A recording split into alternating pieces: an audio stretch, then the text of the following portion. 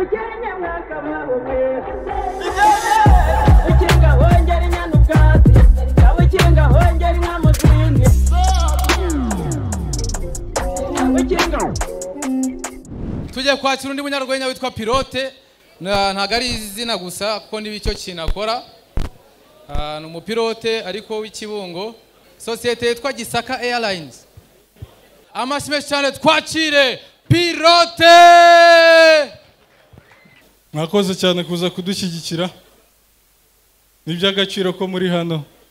tumaze igihe dukunda ibintu by'abazungu ni byiza ariko ni byiza kubyifashisha kugira ngo dukore ibyacu twabigiyeho uyu munsi umwana w'umuzungu iyo avutse ikintu cya mbere bamupima umuganga araza akamupima IQ intelligence quotient akamenya ubwenge afite akamenya n'icyo umwana azamarira igihugu muri rusange ariko abirabura suko twebwe umwana w'umunyafrika cyangwa umwirabura yakivuka ikintu cya mbere bamupima ibiro ngo barebe ko atagiye kubera umutwara igihugu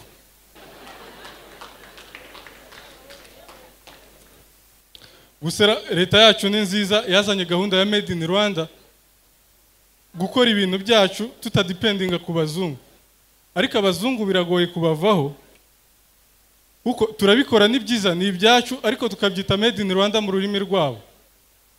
ariko aho siho hari ikibazo ahubwo product zacu za Made in Rwanda ni nziza ariko tuzita amazina asa n'ay'abantu uyu munsi dufite biscuit yitwa Karabo tukagira biscuit yitwa Maria mu by'ukuri ayo ni amazina y'abantu mushobora kuba mutari kumva ukuntu bibangana ariko njye ndabizi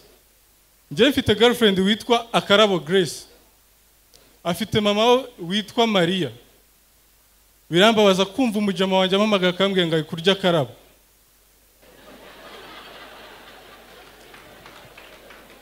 noneho saho arabishimangira akambwira ngo wari Akarabo ntiwarya Maria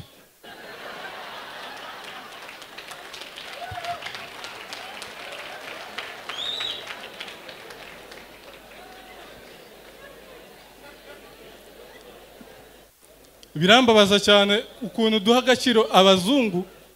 yaba bahari cyangwa badahari abazungu tubaha agaciro ku rwego abenshi muri mwe umukino w'amakarita murabiza amakarita iyo turi kuyakina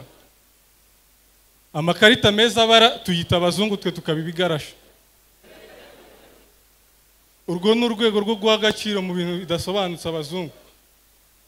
mu minsi ishize nasuye uruganda rukora ibintu bya kinyarwanda baradukoronije ku buryo tutumva yuko turenze umunyarwanda arakora agaseke mu bikoresho byo mu Rwanda yamara kugakora neza arakiwa agahita yabona ko gasa neza agahita avuga ngo kako ni ruzungu ukibaza kubera iki tutumva yuko ibintu natwe tubishoboye gusa biri gahunda leta twe dufite leta nziza itwigisha n'ubundi kwigira no kwihesha agaciro mwabonye mu minsi ishize ko niyo ugerageje kwitesha agaciro leta iragufunga mwabonye abakobwa mu minsi ishize bambaye ubusa babishyira ku mbuga kubera ko bitari mu muco nyarwanda leta yahise bafunga ibaziza kwambara ubusa ariko aho siho hari ikibazo kuva RIB yatangira gukora akazi nibwo bwa mbere nabonye ifata abantu bazize ubusa urakoze